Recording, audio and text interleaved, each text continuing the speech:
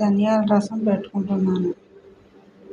దానికి కావాల్సినవి తాలింపులకి కొద్దిగా ఒక పావు స్పూన్ మెంతులు, ఒక 2 రెమ్మలు కరివేపాకు, ఒక ఎండుమిరగాయ, కొద్దిగా ఆవాలు, కొద్దిగా జీలకర్ర, కొద్దిగా మినపప్పు ఇవన్నీ కలిపి తాలింపు వేసుకుంటాం.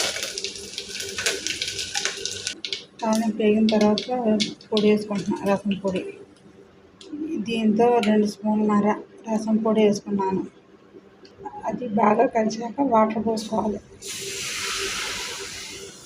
ఉప్పు రుచికి సరిపడినంత, పసుపు ఒక అర స్పూను, దీంట్లో కొద్దిగా బెల్లం, ఒక అరబద్ద ఉల్లిపాయ ఇవన్నీ బాగా మరగనివ్వాలి. ఈ రసం ఒక 10 నిమిషాలు మరగనిచ్చేసి దింపేసుకుంటాను. రసం రెడీ అయిపోయినట్టే.